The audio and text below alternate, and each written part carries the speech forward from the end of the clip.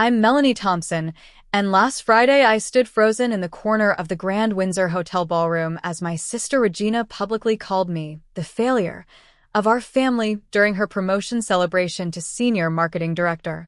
The room fell silent. Tears burned behind my eyes as Regina smirked, seemingly proud of her cruelty. Then her boss, Victor Harrington, quietly took the microphone from her hands.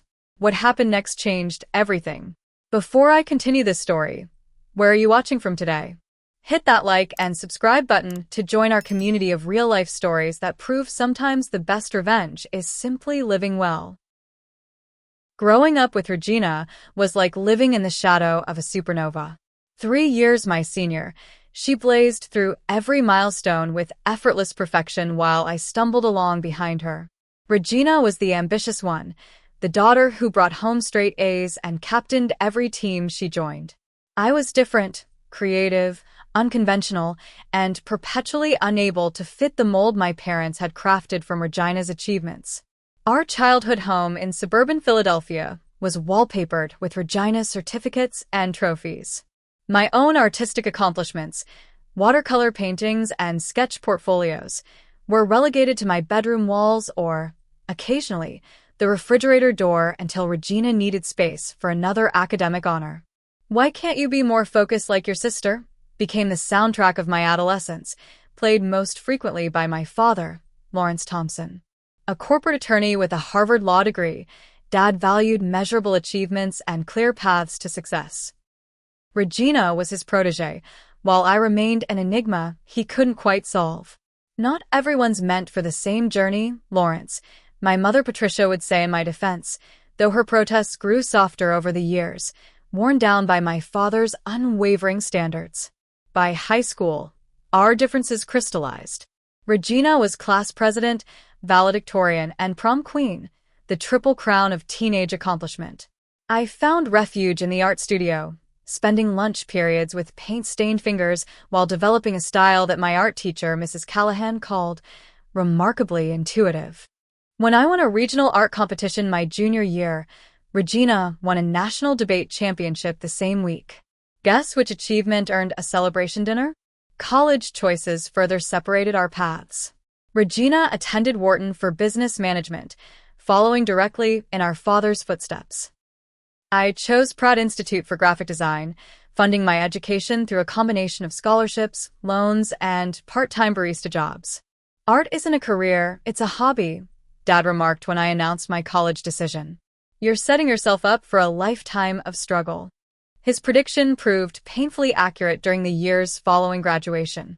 While Regina secured an entry-level position at Westfield Marketing Solutions, one of Philadelphia's most prestigious firms, I bounced between freelance gigs and temporary contracts. My creative portfolio grew impressively, but my bank account remained stubbornly empty. Regina's rise at Westfield was meteoric. Within 5 years, she progressed from marketing assistant to team leader to department manager. Each promotion came with glowing performance reviews, salary increases, and dinner celebrations where Dad beamed with pride while Mom squeezed my hand under the table, her silent acknowledgement of my growing discomfort.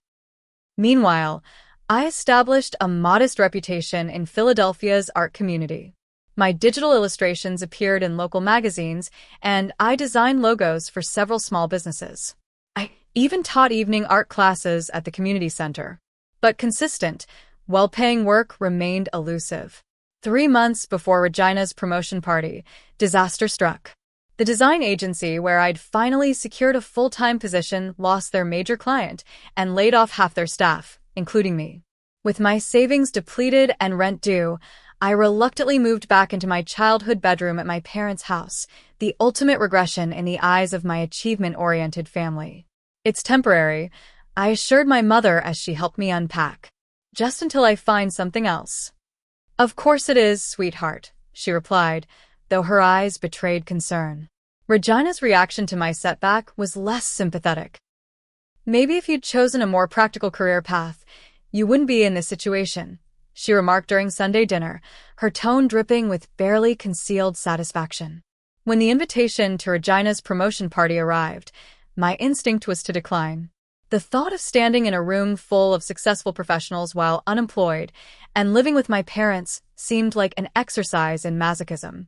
But Mom insisted my absence would only create more family tension. "Just a few hours," she promised.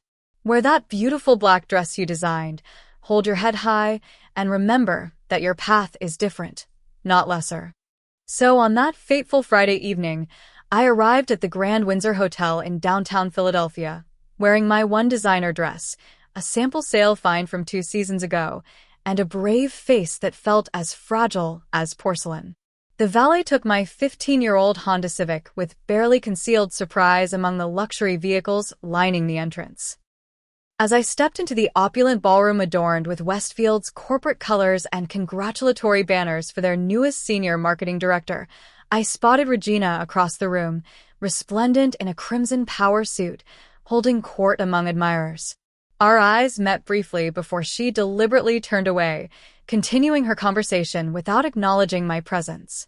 Smoothing my dress and taking a deep breath, I stepped further into the lion's den, unaware that this evening would transform our relationship forever. The Grand Windsor Hotel ballroom had been transformed into a corporate wonderland for Regina's promotion celebration.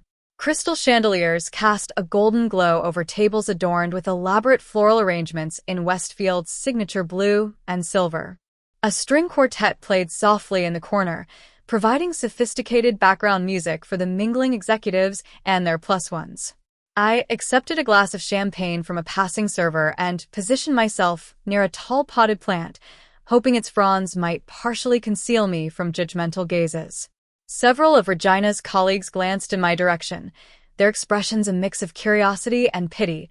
Clearly, they'd been briefed on the struggling artist's sister. "Melanie? Is that really you?" A familiar voice called out. I turned to find Jessica more approaching with a genuine smile. We'd grown up on the same street, and now she worked in Westfield's public relations department. "Jessica." "Thank goodness, a friendly face," I replied, relieved to see someone who knew me before I became Regina Thompson's unemployed sister. "You look amazing," she said, embracing me warmly. "I saw your exhibition at Parkside Gallery last fall. Your digital landscapes were incredible, so immersive and unique." For a moment, I felt a flicker of professional pride. "Thanks." That exhibition actually led to a few commissions, but not enough to keep my position when the agency downsized. Jessica's expression softened with empathy. "This industry can be brutal, but talent like yours always finds its place eventually." She lowered her voice, glancing around conspiratorially. "Between us, the creative department here could use some fresh perspectives. Their work has been getting stale." Before I could respond, Jessica was called away by a colleague. Left alone again, I observed Regina working the room with practiced precision. She moved from group to group, laughing at appropriate moments, touching arms lightly to establish connection, and somehow making each person feel momentarily special. It was a masterclass in networking, and she had deliberately skipped my corner of the room for over an hour. "Melanie, darling." My mother's voice broke through my thoughts as my parents arrived. Patricia Thompson embraced me warmly, her perfume a comforting reminder of home. "You look beautiful, sweetheart." My father stood slightly apart, his critical gaze sweeping over my appearance. "Melanie," he acknowledged with a curt nod. "Still job hunting, I presume?" "I have 3 interviews lined up next week," I replied, the lie slipping out before I could stop it. In truth, I'd sent out dozens of applications with no responses. He responded, clearly unconvinced. "Well, perhaps you should speak with some of Regina's connections while you're here. Network. That's how opportunities materialize in the professional world." "Lawrence," my mother chided gently, "tonight is about celebrating Regina. Let's not turn it into a career counseling session." "Precisely my point," he replied. "Your sister has built something substantial, Melanie. There are lessons to be learned here." Before I could formulate a response that wouldn't sound offensive, my father spotted Regina and beamed with unmistakable pride.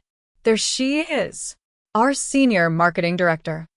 He strode away, leaving Mom and me behind. "He means well," Mom whispered, squeezing my hand. He just doesn't understand creative careers. After 30 years, I think we can conclude he's not trying to understand, I replied, attempting humor but hearing the bitterness in my voice. Mom looked at me with sad eyes. Give him time. And more importantly, give yourself credit. Your work is beautiful, Melanie. Don't let anyone convince you it lacks value. Our moment was interrupted by Regina's boyfriend, Brent Hamilton, an investment banker whose personality seemed entirely constructed from luxury brand preferences and networking strategies. The artist sister, right? He said by way of greeting. Regina mentioned you're between jobs. Tough break. Have you considered something more stable? Admin work, perhaps? Everyone needs to start somewhere. The condescension in his tone made my skin crawl. Actually, I was the lead designer at my previous agency.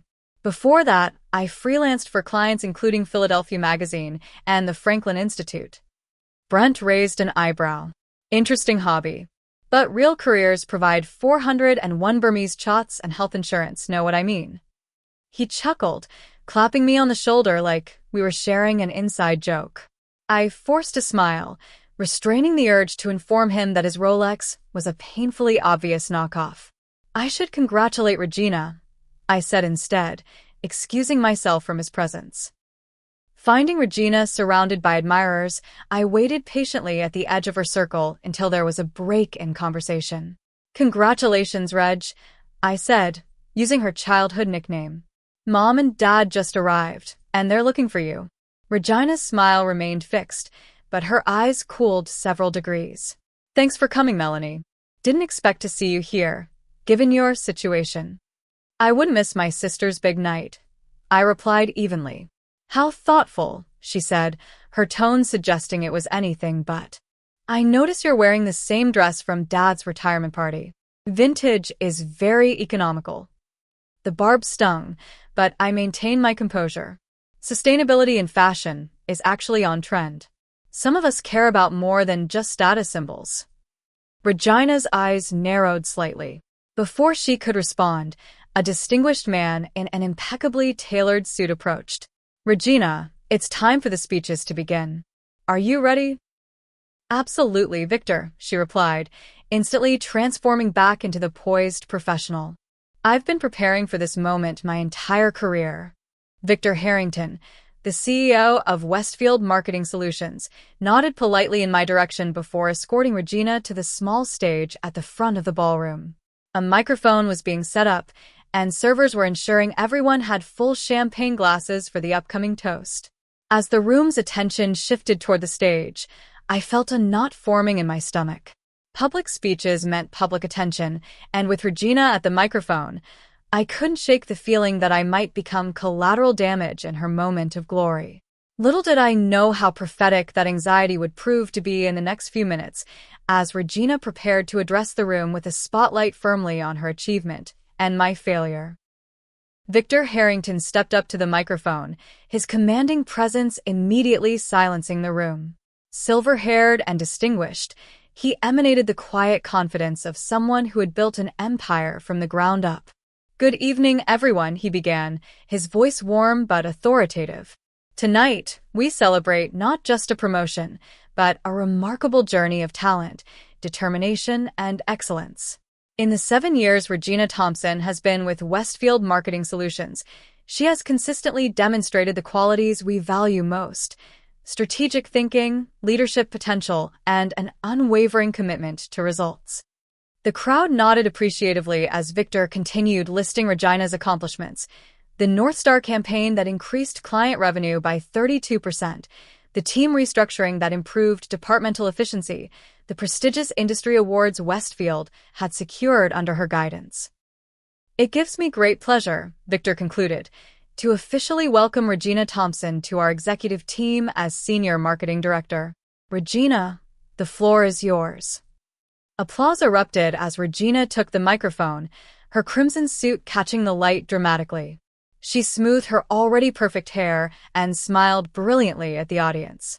Thank you, Victor, for those kind words and for this incredible opportunity, she began, her voice polished from years of presentations and pitches. When I joined Westfield fresh out of Wharton, I knew I had found my professional home. What I couldn't have anticipated was how thoroughly this company would challenge me to grow, innovate, and lead.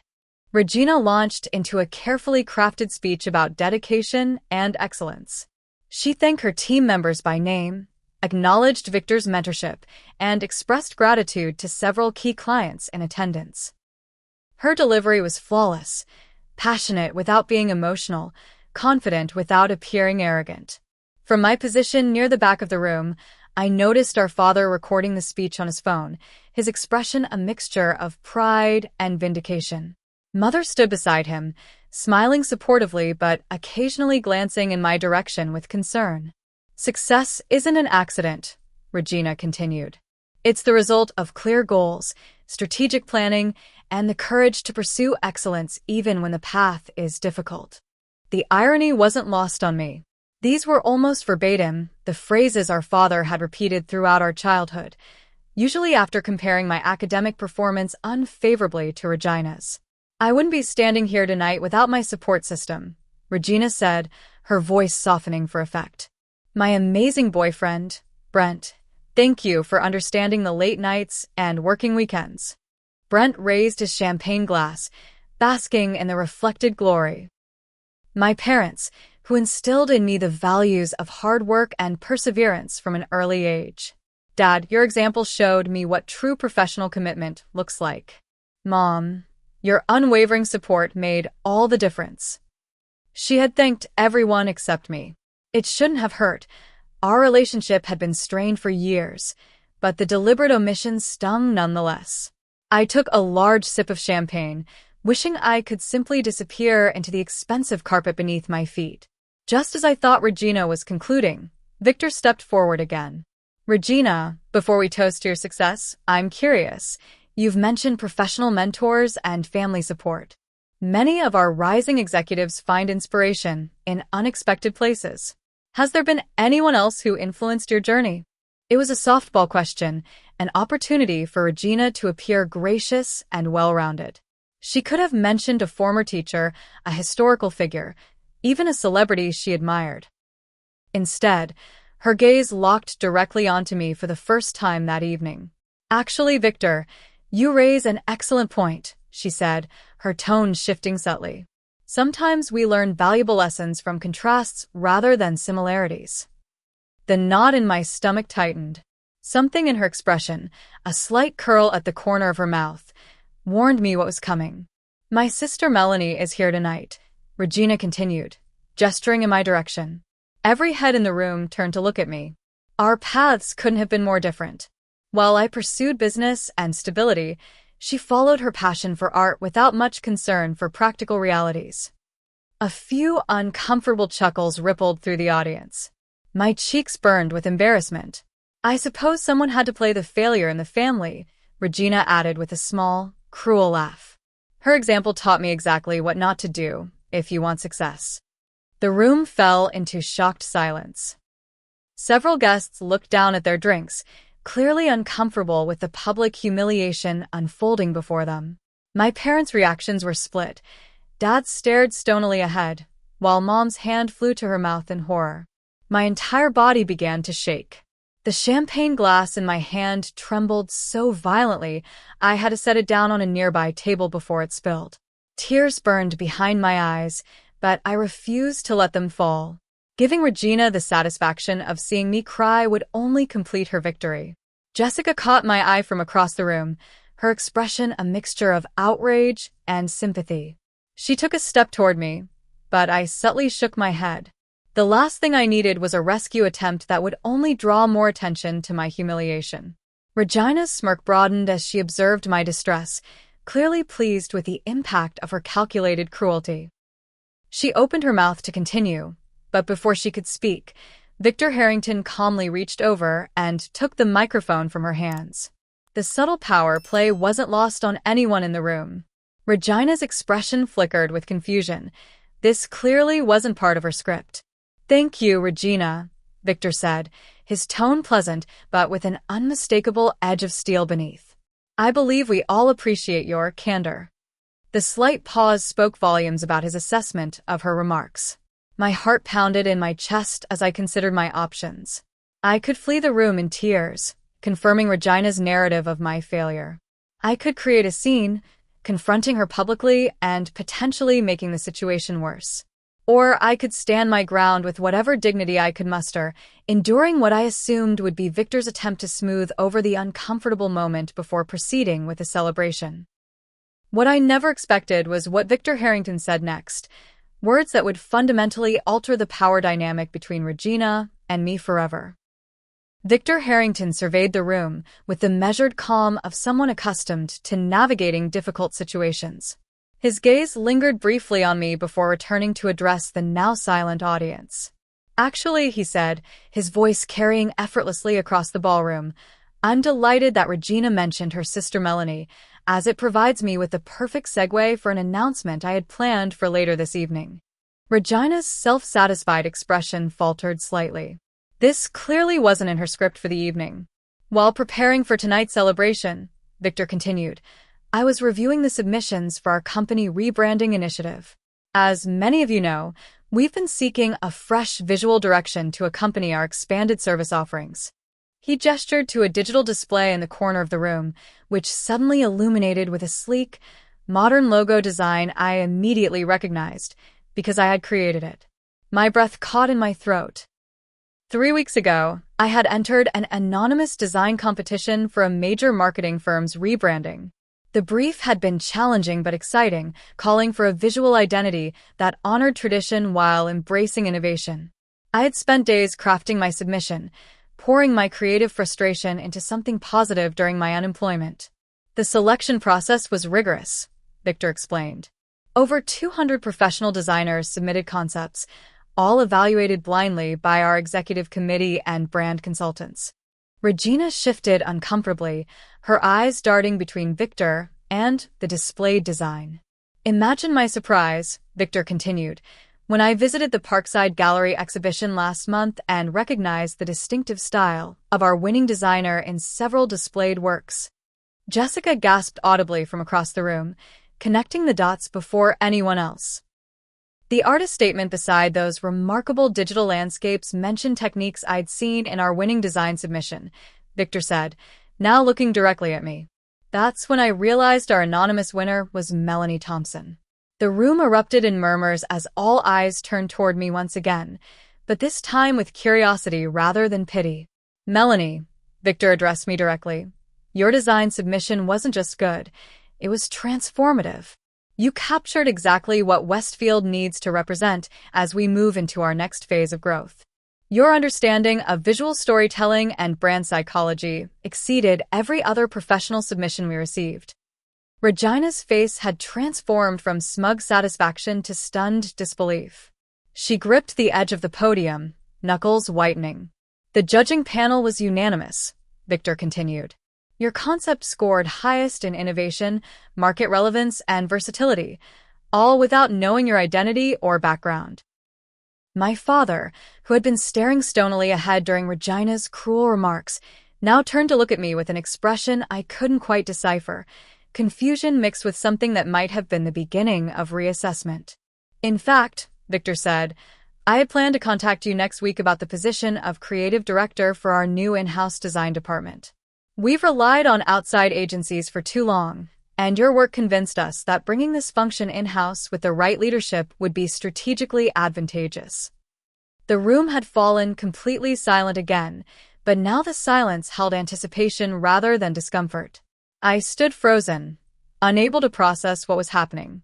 My unemployed status, the source of Regina's public mockery just moments ago, was potentially transforming into an executive-level position at one of Philadelphia's most prestigious firms.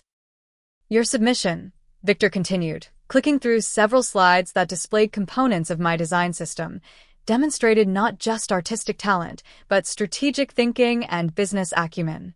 You considered implementation costs, adaptability across platforms, and audience psychology in ways that many seasoned professionals overlooked. Regina's complexion had paled beneath her perfectly applied makeup. She tried to catch Victor's eye, but his attention remained focused on explaining the merits of my work to the assembled guests. "The position," Victor explained, would include leading a team of designers, collaborating with our marketing directors, including Regina, of course, and helping shape the visual future of our client campaigns. The compensation package reflects the senior nature of the role. He named a figure that was nearly triple what I'd earned at my previous job. Several people in the audience raised their eyebrows, impressed. So, Victor concluded with a small smile, while Regina suggested her sister might represent failure, our rigorous professional assessment process reached quite the opposite conclusion. He raised his glass. To Regina on her well-deserved promotion, and to Melanie, whose exceptional talent we hope to bring into the Westfield family. The toast was met with enthusiastic applause. Jessica beamed at me from across the room, giving me a discreet thumbs up. My mother's eyes shimmered with tears of pride, while my father appeared to be recalibrating years of assumptions in real time. Regina remained at the podium, her celebratory moment now thoroughly overshadowed. Her expressions cycled rapidly between shock, embarrassment, and calculation as she tried to determine how to respond. Finally, she managed a tight smile and a nod in my direction that contained not an ounce of sincerity. As the formal presentation concluded and guests began approaching to congratulate both Regina and me, I found myself in a surreal situation. The same executives who had been avoiding eye contact with the unemployed sister were now introducing themselves enthusiastically, complimenting my innovative approach and strategic vision based on the designs displayed on screen. Brent, Regina's boyfriend, suddenly appeared beside me with a completely transformed attitude. I've always said the creative industries are the future, he declared, as though he hadn't suggested I pursue administrative work less than an hour earlier. We should discuss investment opportunities for creative startups sometime. Through the blur of unexpected conversations and congratulations, I caught glimpses of Regina watching me from a distance, her expression unreadable. The power dynamic between us had shifted dramatically in the space of 10 minutes, and neither of us quite knew how to navigate this new reality. As the formal portion of the evening transitioned into mingling and networking, I excused myself and slipped out onto the hotel's terrace. I needed air and space to process what had just happened, both the public humiliation and the unexpected vindication that followed. Standing alone under the stars, I took my first deep breath of the evening, unaware that Regina had followed me outside and that our real confrontation was just beginning. The Grand Windsor's terrace offered a stunning view of Philadelphia's skyline, twinkling against the night sky. The cool evening air provided welcome relief from the ballroom's emotional intensity. I leaned against the stone balustrade, trying to process the evening's dramatic turn of events. You planned this, didn't you? Regina's voice cut through my moment of solitude. I turned to find her standing in the terrace doorway, arms crossed tightly over her crimson suit jacket.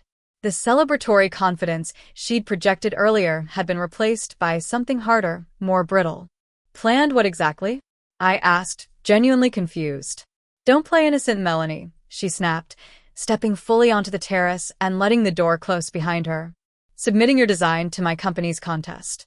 Ensuring Victor saw your work at that gallery. Setting up this whole humiliation on my special night. The accusation was so absurd, I almost laughed. Regina, the contest was anonymous. I had no idea Westfield was behind it until Victor revealed it tonight. And I certainly didn't invite him to my gallery showing. But you knew I was up for promotion, she insisted, her voice rising. This was supposed to be my moment, my achievement. And somehow you managed to make it about you. I made it about me? I repeated incredulously. You publicly called me the failure of the family in front of 100 people. How exactly was that part of my master plan? Regina flinched slightly, but recovered quickly. That was just a joke. People make jokes at corporate events all the time. No, Regina. That wasn't a joke. It was cruelty, plain and simple. My voice remained steady despite the anger bubbling inside me. You deliberately humiliated me because it made you feel powerful. It's what you've always done. Oh, please, she scoffed. Don't turn this into some childhood trauma narrative. I worked hard for everything I've achieved while you chose to follow your passion without concern for practical realities. She threw my own words back at me, mimicking them with bitter precision. And that makes me deserving of public ridicule? I asked. What kind of person deliberately hurts their sister to impress colleagues? Regina paced the terrace, her heels clicking sharply against the stone. You don't understand the pressure I'm under. The expectations. Everything has to be perfect in my world. I understand pressure perfectly well, I countered. Try building a career in a field where talent isn't enough, where connections matter more than skill, where rejection is a daily occurrence. Try watching your parents celebrate your sister's every achievement while treating your accomplishments as cute hobbies. Dad pushed me harder than he ever pushed you. Regina exploded, her composure finally cracking. Nothing was ever enough. Do you have any idea what it's like to bring home straight A's and have him ask why you didn't secure more extracurricular leadership positions? To win awards and have him immediately raise the bar higher? Her outburst startled me. This vulnerability was entirely at odds with the confident, polished image Regina had cultivated. You were always his favorite, she continued, her voice dropping. The creative one. The special one. The one who got to follow her dreams while I did what was expected. What are you talking about? I asked, genuinely confused. Dad has criticized my career choices at every turn. He sees my work as frivolous compared to your real job. He criticized because he cared. Regina shot back. He attended every one of your art shows. He has a folder of newspaper clippings about your exhibitions. Meanwhile, he's never once mentioned being proud of my business achievements unless other people are listening. This revelation stunned me into momentary silence. Could Regina possibly be jealous of me? The notion seemed absurd given our respective trajectories. That's ridiculous, I finally said. Dad practically worships the ground you walk on. Mom had to drag him to my exhibitions, and he spent the entire time networking rather than looking at my work. Because he was trying to help you, Regina insisted. He was introducing you to potential clients, people who might commission work. He did the same for me with business contacts. We stared at each other, suddenly aware of how differently we'd interpreted the same childhood events. Had we both been envious of what we perceived as the other's advantages? You have no idea what it's like, Regina said, her voice quieter now, to excel at everything society values, grades, leadership, career advancement, and still feel like you're missing something essential. Something that comes naturally to you. What are you talking about? I asked. Creativity, Melanie. That spark. That ability to make something from nothing. Her expression softened slightly. I can execute plans brilliantly, but I've never had an original idea in my life. Everything I create is derivative, assembled from existing concepts. You just see things differently, effortlessly. The admission hung between us like a physical presence. All these years, I had envied Regina's confidence and success, never imagining she might envy my creative ability. That doesn't excuse what you did tonight, I said, though some of the anger had drained from my voice. No, it doesn't, agreed a third voice. We both turned to find our mother standing in the doorway, her expression resolute. Patricia Thompson had always been the family peacemaker, smoothing tensions with gentle redirections and diplomatic changes of subject. Tonight, something was different in her demeanor. I heard everything, she said, stepping onto the terrace. And it's time we address the dynamic I've allowed to fester between you two for far too long. She approached us, her elegant navy dress catching the moonlight. Regina, what you did tonight was inexcusable. Regardless of your feelings or insecurities, publicly humiliating your sister crossed a line that shouldn't be crossed.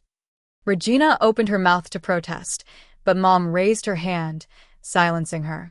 And Melanie, your resentment has prevented you from seeing Regina's struggles or acknowledging her genuine accomplishments. You've both been caught in a competition neither of you created, but both perpetuated. Mom took a deep breath, looking suddenly tired. The truth is, your father and I bear significant responsibility for this situation. We compared you. We praised your different strengths in ways that created insecurity rather than confidence. We allowed these patterns to continue into adulthood because addressing them would mean acknowledging our failure as parents. This frank admission from our normally diplomatic mother left both Regina and me speechless. "Regina," Mom continued, "your success is genuine and deserved. But true leadership includes lifting others up, not pushing them down to elevate yourself." She turned to me. "And Melanie, your creative talent is extraordinary, but you've sometimes used Regina's conventional success as an excuse not to push yourself professionally." The three of us stood in silence as Mom's words settled around us. For the first time, I considered that perhaps Regina and I weren't simply opposites thrust into artificial competition. Perhaps we were two sides of the same coin, each possessing qualities the other lacked and envied. "Victor's offer is genuine," Regina finally said, breaking the silence. "He mentioned the new creative position months ago. Said he was conducting a blind contest to find the right talent." She hesitated, then added reluctantly, "Your design really was the best. Even I voted for it in the final round, not knowing it was yours." This small acknowledgement of my ability, however grudgingly given, felt more significant than Victor's public praise. "I need to think about whether I want to work at Westfield," I said slowly. "Whether we can move past this and have a professional relationship." Regina's eyes widened slightly. She'd clearly assumed I would leap at the opportunity, regardless of our personal conflict. "It would be complicated," she admitted, "but potentially beneficial for both of us. Your visual sense combined with my strategic planning." She didn't finish the thought, but I understood the implication. Together, we might create something neither could accomplish alone.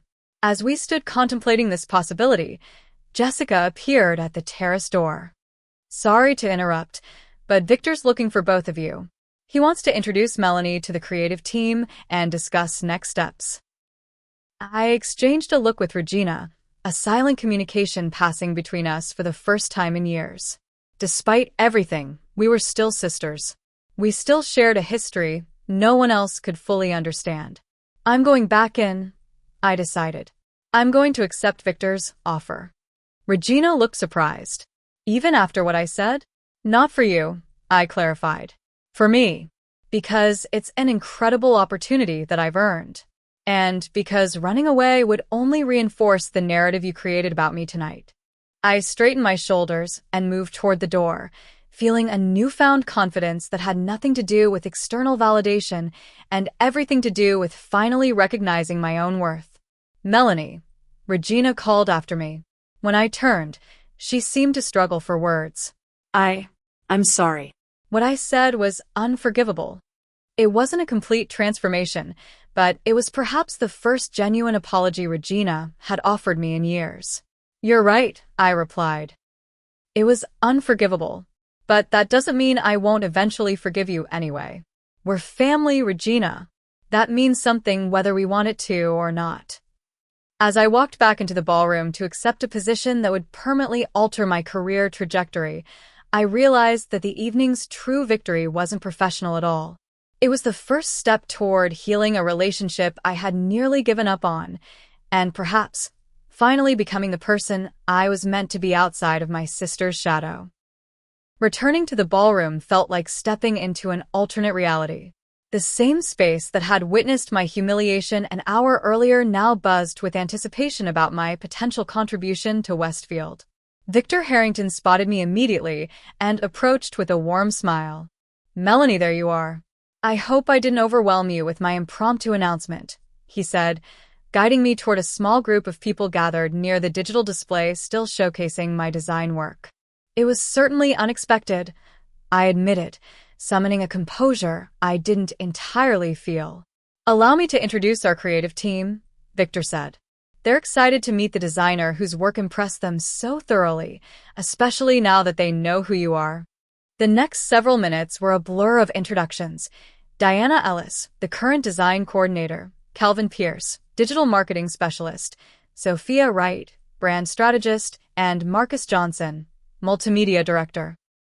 Each greeted me with genuine enthusiasm, asking thoughtful questions about my process and inspiration. Your systematic approach to the color psychology in the secondary palette was brilliant, Diana commented. That's exactly the kind of thinking we need. The logo's adaptability across platforms demonstrated remarkable foresight, Marcus added. Most designers create something beautiful that falls apart in application. Their specific, technical praise confirmed what Victor had said. My selection had been based on merit, not sympathy or coincidence. For perhaps the first time in my professional life, I felt truly seen for my abilities rather than dismissed for my unconventional career path. From across the room, I noticed Regina speaking intensely with several executives, occasionally glancing in my direction. When one of them nodded and began approaching our group, Regina's expression tightened. Victor, a moment? The executive, whose name badge identified him as Edward Barnes, pulled Victor slightly aside, speaking in a lowered voice that I could still overhear. Regina raised some concerns about bringing her sister into the executive team, mentioned potential conflicts of interest, family dynamics affecting decision-making. My heart sank. Of course Regina would attempt to undermine this opportunity. Her apology on the terrace apparently hadn't extended to professional acceptance. Victor's response, however, was immediate and firm. Edward, our selection process was blind and unanimous. The executive committee, including Regina, chose Melanie's design without knowing her identity. That demonstrates her objective qualification for the position. He smiled pleasantly, but with unmistakable authority. As for family dynamics, I trust both Thompson sisters to conduct themselves professionally. Don't you? Edward retreated, and Victor rejoined our conversation without missing a beat. I caught his eye briefly, silently communicating my gratitude for his handling of the situation. As the creative team continued discussing potential projects and approaches, I spotted my father standing awkwardly at the edge of our group, looking uncharacteristically uncertain. After a moment's hesitation, he stepped forward. "Excuse me," he said, addressing Victor rather than me. "Lawrence Thompson, Regina's father." They shook hands formally. "I couldn't help overhearing about this position you're offering Melanie." My stomach tightened. Was Dad going to question my qualifications as well? "It's quite extraordinary," Dad continued, surprising me. "The design concept is impressive. Very sophisticated." Victor nodded. "Your daughter has exceptional talent, Mr. Thompson. The combination of aesthetic innovation and strategic thinking is rare." Dad glanced at me, something unfamiliar flickering in his expression. "Yes, I'm beginning to see that." It wasn't exactly a declaration of pride, but coming from Lawrence Thompson, who had spent years questioning my career choice, it felt momentous. "I should return to your mother," he said awkwardly. "But congratulations, Melanie. This is significant." As he walked away, Jessica appeared at my side, squeezing my arm excitedly. "What just happened? Did your dad actually acknowledge your career?" "I think he's trying," I replied, still processing the interaction. "Progress, not perfection," Jessica said with a smile. "Listen, can we grab coffee next week? I have some insights about Westfield's corporate culture that might help you navigate your first few months, especially with Regina as a colleague." The mention of working alongside Regina brought my conflicted feelings rushing back. Could we truly move past decades of competition and resentment to collaborate professionally? "I'd appreciate that," I told Jessica. "This is all happening so fast, and I could use some insider perspective." "Melanie." Regina's voice behind me was controlled, professional, her public persona firmly back in place. I excused myself from Jessica and turned to face my sister. "Congratulations again on your promotion," I said, matching her formal tone. "And to you as well." She glanced around to ensure we weren't being overheard. "Could we speak privately for a moment?" I followed her to a quieter corner of the ballroom, bracing myself for another confrontation. "I want to be clear about something," Regina began, her voice low but intense. "If you accept this position, you'll be judged on your performance, not our relationship. I won't make things easier for you, and I expect the same professional courtesy." It was such a Regina approach, establishing boundaries through declarations rather than discussion, that I almost smiled. "I wouldn't want special treatment," I assured her. "My work will speak for itself." It will need to, she replied. Westfield isn't an art collective. We deliver results for clients with concrete business objectives. Creativity serves strategy, not the other way around. I recognized the warning for what it was. Regina's attempt to reassert control over a situation that had slipped beyond her management. But behind her corporate phrasing, I detected genuine concern. You're worried I'll embarrass you. I realized aloud. That I'll fail and reflect poorly on you. Regina's expression flickered. I'm worried that you don't understand what you're getting into. Creative director isn't just designing pretty logos. It's budgets, team management, client presentations, deadlines. You think I can't handle pressure?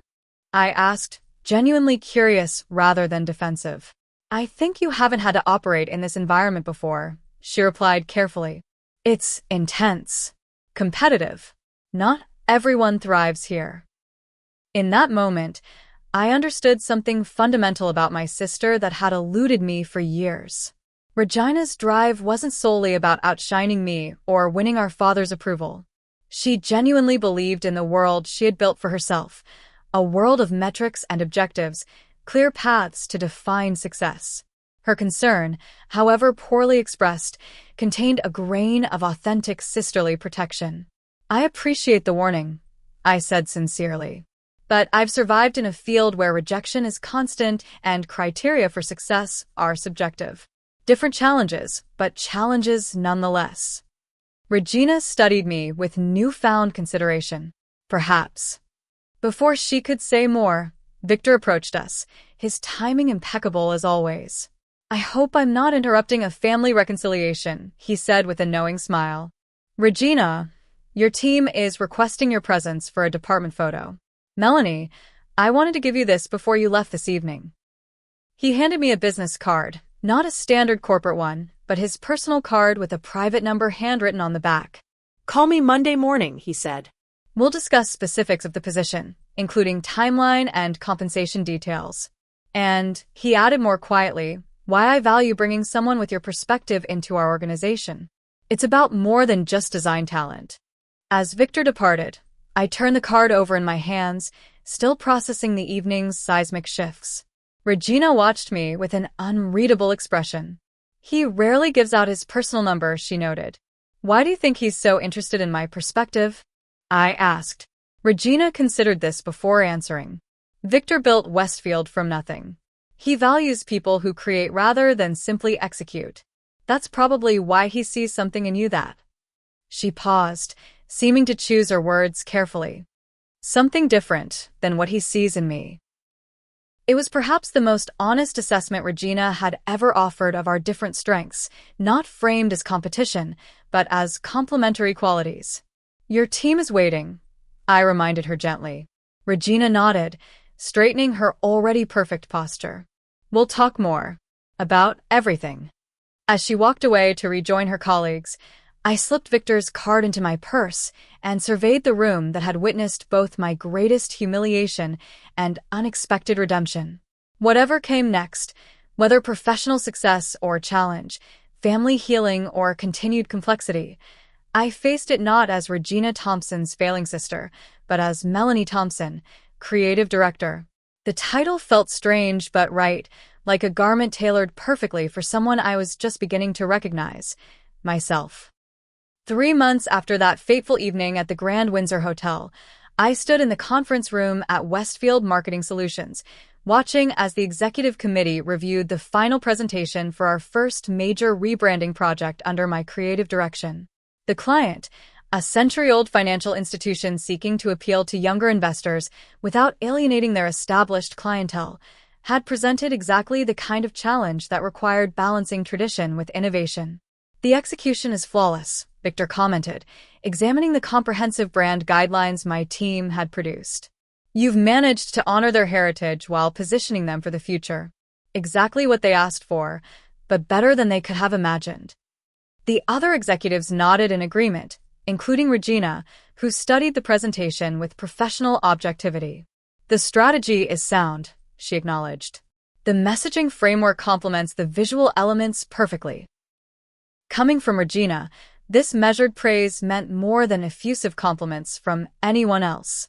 In the 12 weeks since I'd joined Westfield, we had established a cautious but functional working relationship. We weren't suddenly best friends. Decades of competition couldn't be erased overnight, but we had discovered a surprising professional synergy. The presentation to the client is scheduled for Thursday, I reminded the team. Regina and I will lead together, showcasing both the strategic rationale and creative execution. After the meeting adjourned, Regina lingered behind as others filed out of the conference room. The typography choice was unexpected but effective, she said, referencing a decision I'd made against the initial recommendation of her market research team. The focus group results came back extremely positive. Thanks for trusting my instinct on that, I replied. Your consumer behavior analysis gave me the confidence to push in that direction. A slightly awkward silence followed, still our default state when professional discussion ended and personal territory began. Mom called about Sunday dinner, Regina said finally. Apparently Dad is grilling steaks to celebrate your first quarter at Westfield. I raised an eyebrow.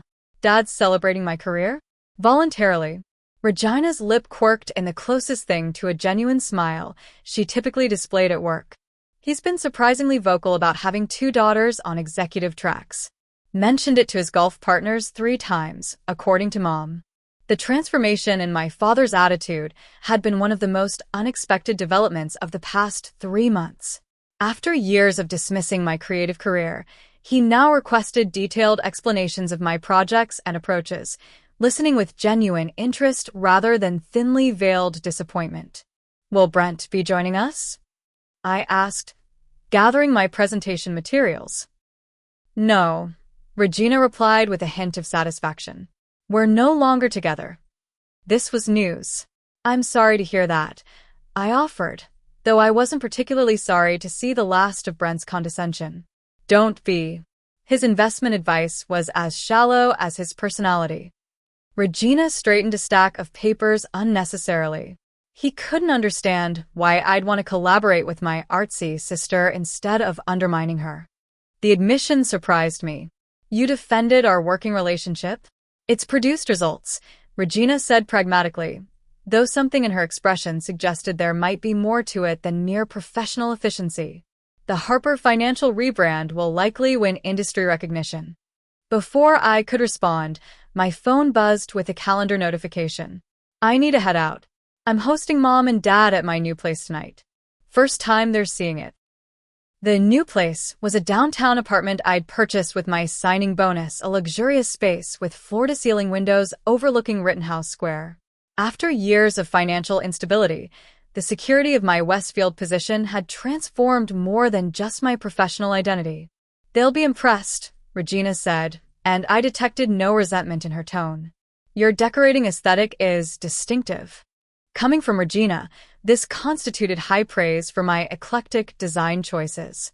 You should stop by sometime, I offered impulsively, when it's not a family obligation. Regina appeared momentarily surprised by the invitation. Perhaps. When the Harper project concludes. That evening, as I welcomed our parents into my new home, I observed how differently they moved through the space. Mom exclaimed over details, the original artwork, the vintage furniture I'd restored, the balcony garden I'd planted. Dad, meanwhile, seemed most impressed by the address and the building's amenities, quantifiable measures of success he could understand. The security system is top-notch, he noted approvingly, and the investment potential in this neighborhood is excellent. Lawrence, Mom chided gently, Melanie didn't buy it as an investment. It's her home. Dad looked momentarily confused, then made a visible effort to shift perspective. The natural light is good for your artwork, I imagine. It is, I confirmed, recognizing his attempt to bridge our different worlds. I've set up a small studio in the second bedroom. You're still creating your own work? He asked, following me into the kitchen where I was preparing drinks. Even with your Westfield responsibilities? I am, I replied, handing him a glass of wine. It's important to me to maintain my personal creative practice alongside commercial work. Dad considered this, swirling his wine thoughtfully. I've been looking at your online portfolio, he admitted, surprising me. The series about urban transformation, It's quite affecting. The project he referenced explored Philadelphia neighborhoods undergoing gentrification, juxtaposing historical elements with modern development. It was deeply personal work with no commercial application, exactly the type of art he had previously dismissed as impractical. Thank you, I said simply, recognizing the significance of his engagement with my creative expression. Your sister mentioned that some gallery in New York expressed interest, he asked casually, though his tone betrayed genuine curiosity. Bowery East Gallery, I confirmed. They're considering 3 pieces for their American Cities in Transition exhibition next spring. Dad nodded, his expression thoughtful. I was wrong, Melanie, he said abruptly. About your career path. About the value of what you create. The blunt admission left me momentarily speechless. Lawrence Thompson did not acknowledge mistakes easily. For years, I pushed Regina toward concrete achievements because they were measurable, definable, he continued. I pushed you in the same direction because it was the only kind of success I understood. I didn't have the vocabulary to appreciate what you were building. Dad, you don't have to. I do, he interrupted firmly. When your sister said what she did at that party, I didn't defend you. Part of me still believed she was right, that you had chosen a path of inevitable failure. He set down his wine glass with deliberate care. I was the failure that night, as a father. The raw honesty of his statement hung between us, decades of misunderstanding distilled into a moment of clarity. We're figuring it out now, I offered, recognizing the courage his admission required. That's what matters. The evening progressed with an ease I couldn't have imagined 4 months earlier. As my parents prepared to leave, Mom hugged me tightly. You've found your balance, she whispered. It's beautiful to witness. 2 days later, Regina and I stood side by side in the Harper Financial boardroom, delivering our rebranding presentation to enthusiastic reception. As the client executives examined the materials and discussed implementation timelines, Regina leaned slightly toward me. Victor mentioned the executive committee, she murmured. He's considering adding both of us. Both. I echoed quietly. That's unusual for siblings, isn't it? Unprecedented, Regina confirmed. But he believes our complementary perspectives strengthen the leadership team. The irony wasn't lost on either of us. The differences that had driven us apart for decades now positioned us as valuable counterpoints in Westfield's executive structure. As we left the successful presentation, walking together through the lobby, Regina paused. That night at my promotion party, she said carefully. What I said was inexcusable. We've moved past it, I assured her, uncomfortable with revisiting the painful moment. No, Regina insisted. We've worked around it professionally, but I need to say this clearly. I was wrong. Not just about what I said, but about how I've seen you all these years. Her uncharacteristic vulnerability caught me off guard. I measured success by promotions and salary increases because they were quantifiable, she continued. It took me years to recognize that you were succeeding on your own terms all along, creating work with meaning, following your own vision rather than someone else's blueprint. The admission was surprisingly similar to our father's recent acknowledgement. Perhaps Regina had inherited more than just his ambition. We were both trapped in comparison, I acknowledged, each envying what the other had instead of recognizing our own strengths. Regina nodded, her professional facade softening momentarily. Mom says we were always more alike than different, just expressing the same determination through different channels. Mom tends to be right about these things, I replied with a small smile. As we stepped outside into the bright Philadelphia afternoon, I reflected on the extraordinary journey of the past 3 months. From public humiliation to professional vindication, from family fracture to cautious healing, the transformation had been profound. Yet the most significant change wasn't my job title or address, it was my understanding of success itself. True success wasn't proving Regina wrong or winning my father's approval. It wasn't even the impressive salary or executive position. Success was finally recognizing my own value without external validation, while remaining open to connection even with those who had hurt me. It was creating work that expressed my authentic vision while contributing meaningfully to a larger purpose. Ready for the executive committee meeting tomorrow? Regina asked as we reached the point where our paths would diverge. Ready, I confirmed. Not as Regina Thompson's failing sister or even as Westfield's new creative director, but as Melanie Thompson, finally comfortable in my own skin and story.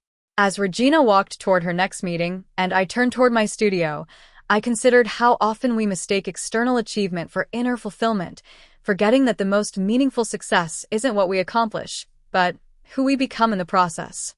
Have you ever had a moment when someone's cruel words were unexpectedly followed by your greatest triumph? I'd love to hear your stories in the comments below. Life has a way of surprising us with opportunities precisely when we feel most humiliated. Sometimes the path to our greatest success begins at our lowest point. If this story resonated with you, please like, subscribe, and share with someone who might need this reminder today. Thank you for joining me on this journey, and remember, sometimes the best revenge isn't proving others wrong, it's finally proving yourself right.